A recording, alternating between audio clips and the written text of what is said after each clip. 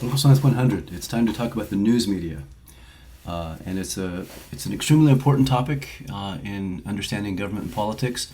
It's also one of the areas that has probably changed the most over the 30 years now that I've been studying and teaching American politics. The media plays a fundamentally important role in democracies. I like to think of it as information as being the oxygen of democracy, and the news media is the delivery system of that oxygen. So you might think of the news media as sort of the lungs of democracy, not to stretch the metaphor too far.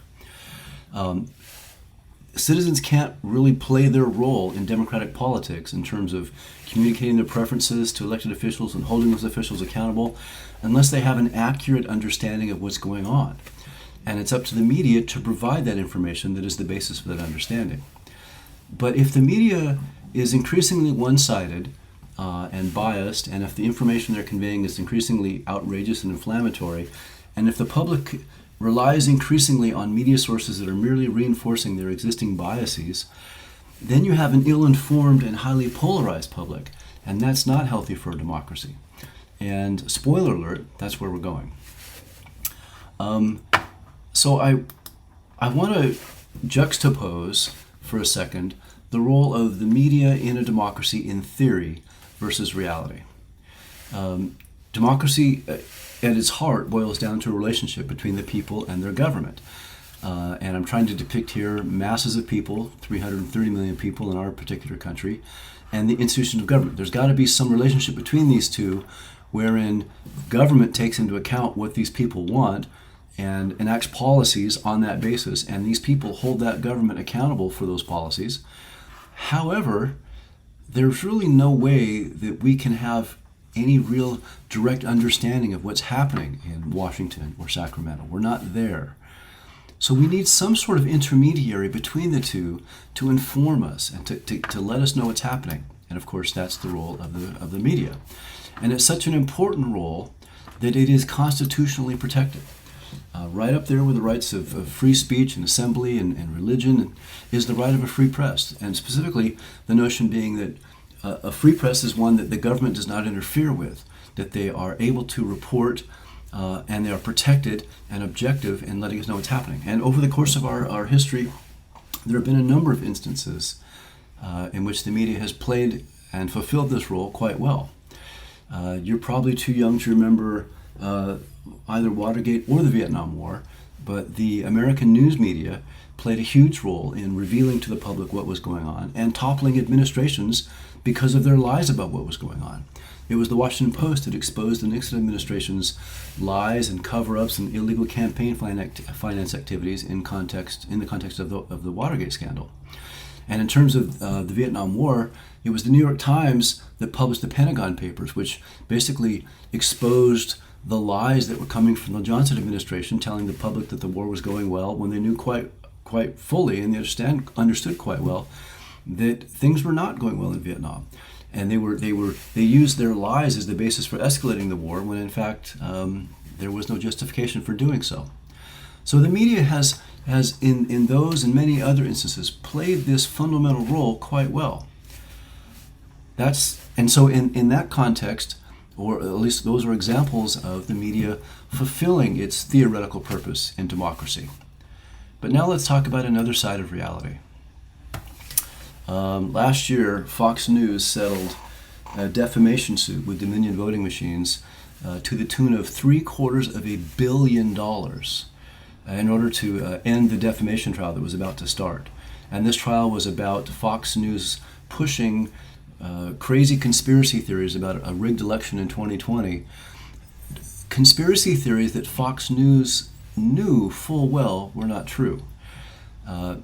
Internal communications involving Rupert Murdoch and the on-screen hosts Sean Hannity, Tucker Carlson, Jeanine Pirro, others, indicated that they knew full well the information they were conveying over their airwaves was wrong, that they were lying. But as came out in Murdoch's testimony, Rupert Murdoch is the CEO of Fox News, by the way. Murdoch didn't say this was someone else's characterization, but this is basically the gist of what's going on. This is not about red or blue. It's not about Republican or Democrat, liberal or conservative. It's about green. It's about money.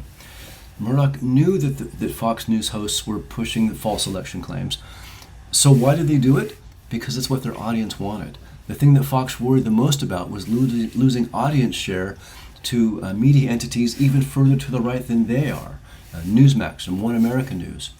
They felt that if they didn't push these conspiracy theories, their viewers would gravitate over to other sites that were pushing them, because that's what they wanted to hear. Pushing partisan lies and conspiracy theories that you know not be true, but nonetheless are what your audience wants to hear, that's not exactly the news media fulfilling the role in democratic politics that it is supposed to. So this raises the fundamental question then. Is there a conflict between the role that the media is supposed to play in a democracy in terms of providing accurate and objective information to the citizens? Is it at odds with their actual purpose, which is to make a profit? The news media in the United States and throughout most of the world is a for-profit enterprise. These are companies. These are corporations, and their bottom line responsibility is to make a profit. Is that profit-seeking motive, which seems to be increasingly attained via infotainment, via distilling outrage and pandering to partisan niches, is that at odds with the theoretical purpose? The text is so rich in information on this topic. I've said before, and I'm going to emphasize again, please make sure you read the chapter in the text on this. It goes into so much stuff that I couldn't possibly have time to cover it all unless I just sat here and read you the text, and what would the point of that be? But I want to highlight one particular aspect that is mentioned in the text, but I'm going to go into it in a lot more detail, and that concerns the evolution of the news media and how technological changes in the nature of how news is conveyed to the public, why those changes have happened, and the effect those changes have had on the content of the news and how the news is delivered to us. So starting off with just sort of a big picture, 10,000-foot overview of the evolution of the news media in America, the earliest days of the media consisted of the partisan press. These were small newspapers with very little circulation, and they were blatantly partisan. They were basically party propaganda organs that simply trotted out the party line. No standards in terms of objectivity or accuracy or fairness. And this was pretty much the case up until about the 1800s, for reasons we'll see in just a second. And then starting in the mid-1800s, then we saw a switch to mass production newspapers. And we still have those mass production newspapers today. I'm talking about the New York Times, the Washington Post, the LA Times, etc. Technological changes have forced big changes in the nature of those entities as hard copy print newspapers have gone into decline with the advent of the internet, of course, but they still exist. Starting in the 1930s and 1940s, and especially in the case of television, 1950s, those were the early days of broadcast radio and television. That was the dominant model of conveying information until the advent of cable television, which started with CNN in the 1980s. And then, of course, the internet changed the world beginning in the 1990s. I still remember the first time I loaded up a page on the internet. I was at Ohio State in a computer lab, and we found out we had this new thing called the internet. And I waited for a page to load. I don't remember what the page was, but it took like 5 minutes for the full page to scroll down and see it all. And I thought this was the most amazing thing ever. And in some ways, it was the most amazing thing ever. So keep in mind that evolution of changing models of the news media and changing technology. I want to talk for a minute about which of those sources Americans gravitate to for their news today. Increasingly, it has for a long time and remains to be television. The once dominant form of the newspapers, is now the least relied upon source for information in this country, which is sad because the most information-rich source of news is newspapers. If you look at the content that a typical hard copy news story contains about a subject versus what you're going to get on a TV news 30-second version of that story, there's a night and day difference. So it's to our detriment that newspapers are in decline as a source of information, and TV has become to supplant them. And then in between there are radio and online sources. But if you stop here, you're missing some important nuances. For example, if you look at news sources by age, And I'm sure this is not going to surprise you. So the colors here reflect younger to older age groups, the blue gravitating towards that orange. Most of you folks are going to be in this younger 18 to 24 age bracket, and of course I am out here in the old person's home of 55 plus. You can see that and I'm sure you're not the least bit surprised by this, you tend, and younger people tend to gravitate more towards online sources of news, far more than I do, and us old fogies tend to gravitate more towards TV. To the extent that print news sources have much relevance, it's really among my age demographic, not so much among yours.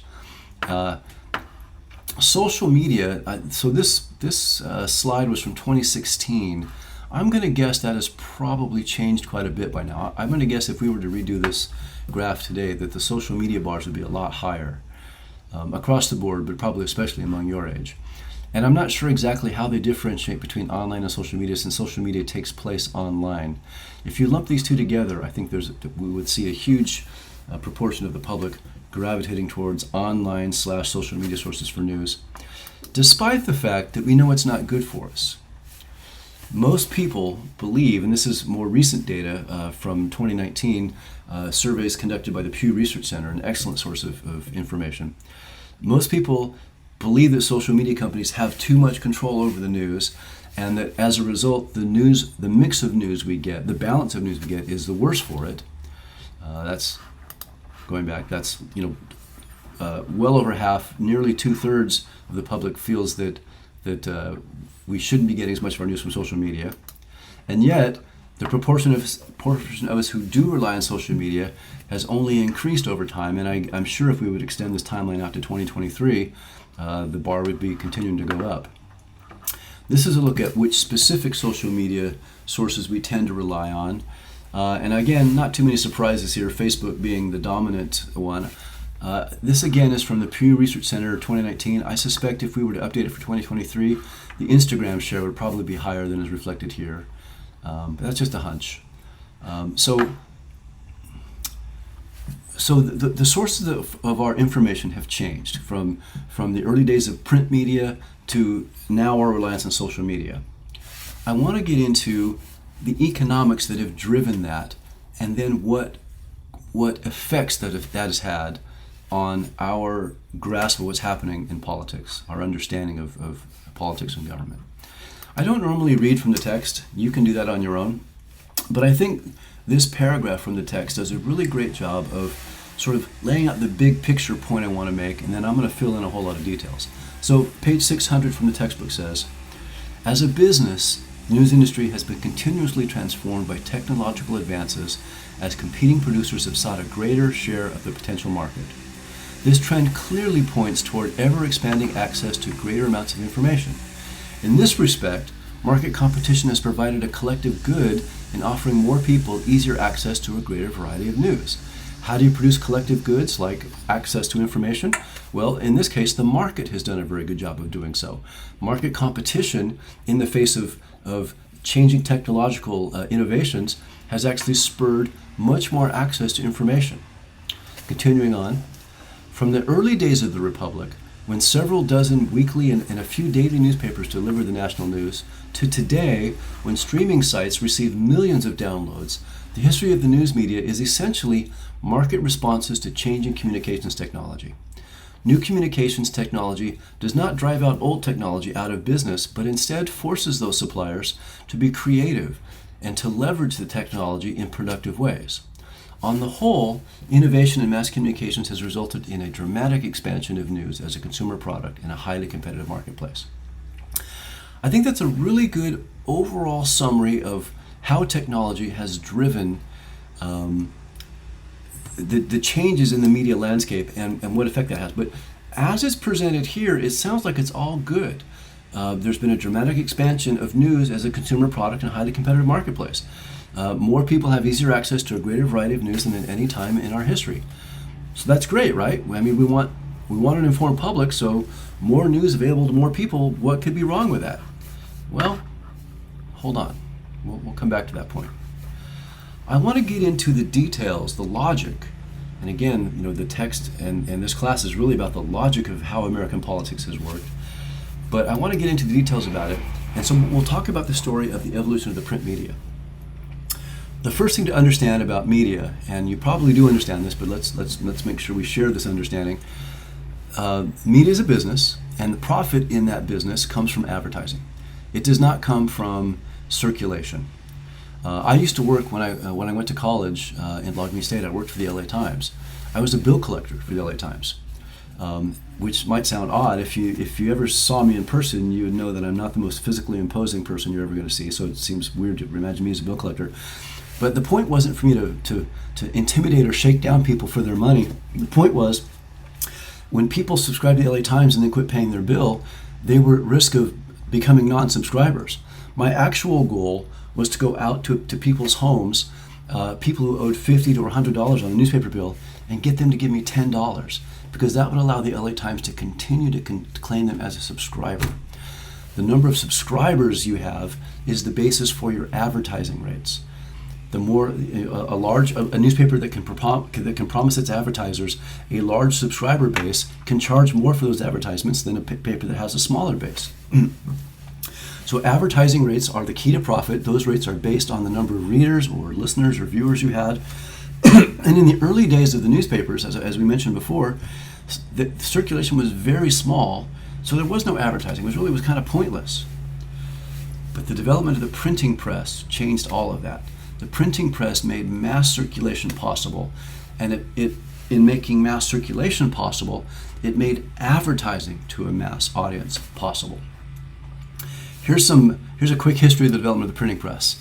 The Gutenberg press seen here was developed in the 1600s, and this was the dominant press in the world, and certainly in America, until around the mid-1800s.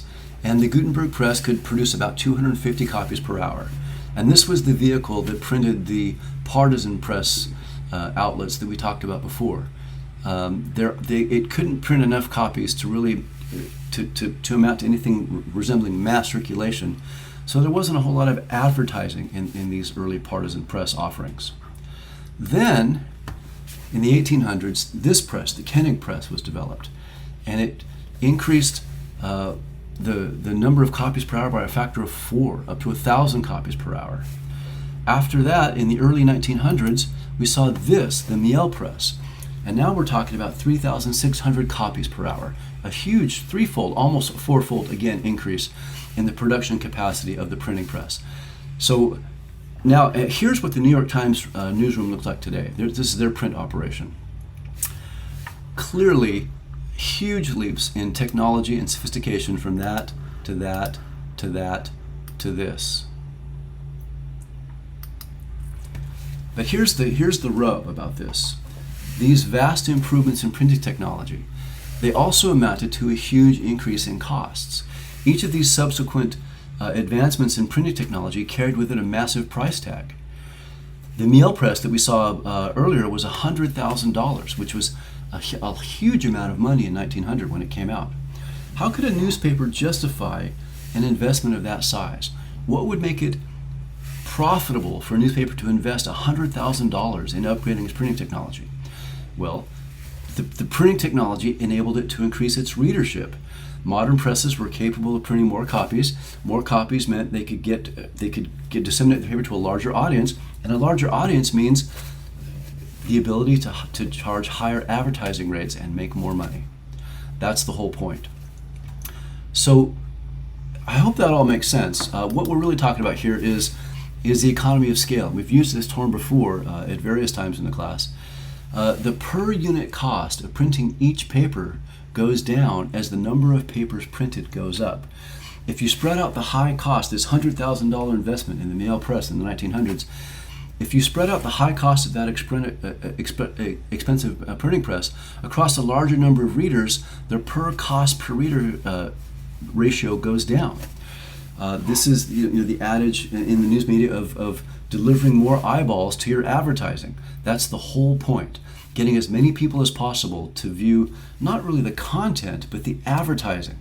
We kind of have our understanding of the relationship between the content of the media and ads backwards. We tend to think of ads as this annoyance we have to put up with to get to the content. But the real point from the perspective of media as a business, ads are the real point. The content is to draw you there so you'll see the ads. It's really the ads driving the content, not the content driving the ads. Okay. It's time to talk now about how all of this affects the content of the news. So, if your goal, if you're a newspaper and you invest $100,000 or today millions of dollars in upgrading your printing technology, you have to increase your readership to justify that. To increase your readership, you have to appeal to the widest, the broadest possible audience you possibly can.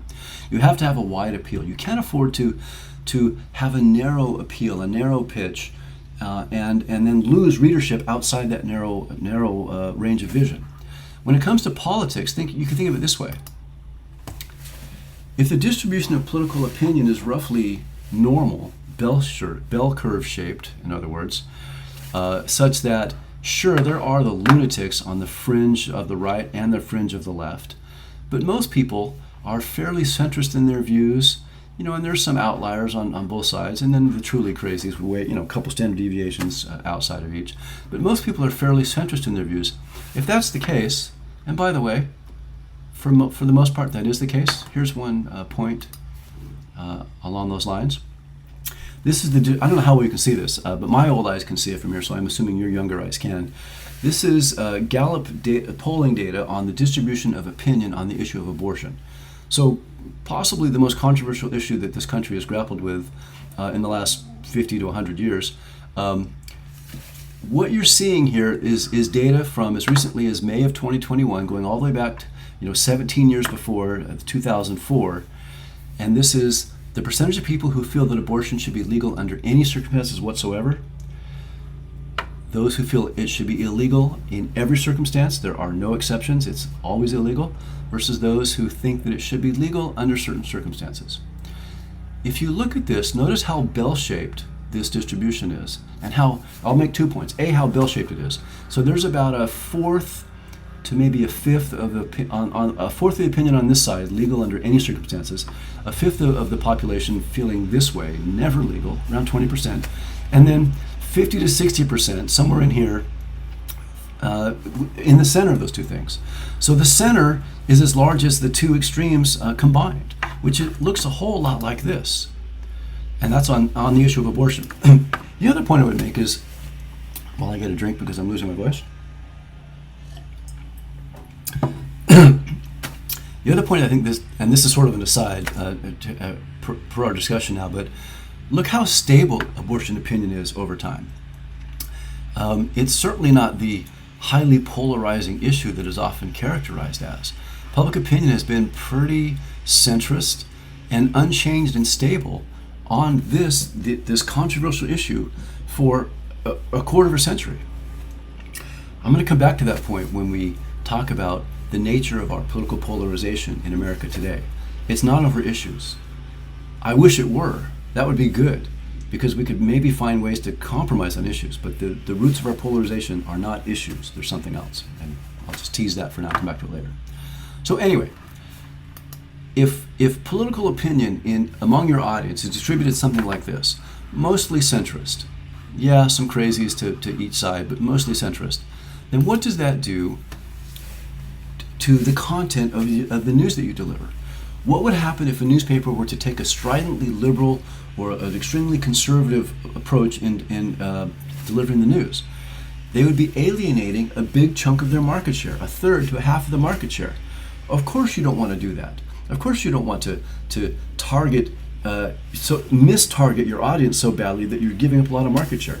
Imagine a town that has a main street and there's two gas stations competing for business in this street, and one gas station sets up shop right in the middle of town, and the other gas station sets up shop on one extreme end of town. Which one's going to make more money? I mean, all things being equal, price and service, etc., being equal, the one that's more center is going to make more money. That's exactly what's going on with newspapers here. So newspapers, which had earlier, as we mentioned, been these highly partisan, low circulation party propaganda efforts, they dropped all of that. as this was taking place, as this technological change was taking place, as the advances in printing technology allowed them to print many more copies of their papers and reach a much larger audience, and therefore reap many more advertising dollars. Around 1912, the Columbia University established the first school of journalism. It was the first. It is still the best journalism school in the country. It was based on a $2 million endowment from Joseph Pulitzer, who was the owner and publisher of the New York World newspaper. $2 million in 1912 was a whole lot of money to endow this school of journalism.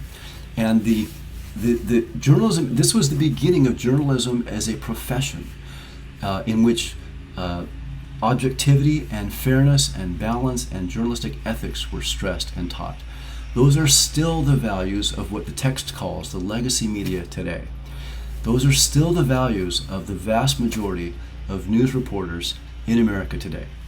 Are newspapers biased? Well, they have editorial pages, they have opinion sections, and there the perspective of the editorial board of the New York Times, liberal, versus the Washington Post, liberal, versus the Wall Street Journal, conservative. There you can see their biases, but in terms of the reporting of the news, they're still operating under the same model. That is, trying to reach the largest possible audience, not wanting to take a stridently liberal or conservative point of view, so as not to offend this mainstream audience by catering to the fringes. They don't do that. So to sum up, in terms of the economic changes of the print media and how it's affected news coverage, technology, the advances in technology that we've talked about, from very simple and rudimentary to increasingly sophisticated printing technology, those have increased the operating costs of news firms. Higher operating costs it limits the number of firms in the market.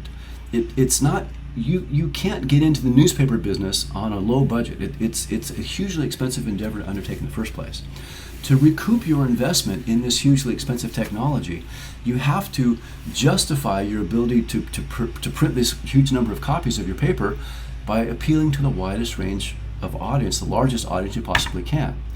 And what this does to content is it forces you to be balanced and objective, to pitch it to the middle where most people are, not to the extremes. And if that were the end of the story, and that were the nature of news media in America today, I would say, wow, that's great. Technology has resulted in, much like the text suggested in the chapter, in the paragraph that I read to start this conversation, more news available to more people, and it's higher quality. Great, we must be a well-informed public. Unfortunately, that's not the end of the story. There is a part 2 to the story, and that is involving electronic media. The story is reversed. And I'm going to take a break here, and we'll pick it up in the second half with that part of it.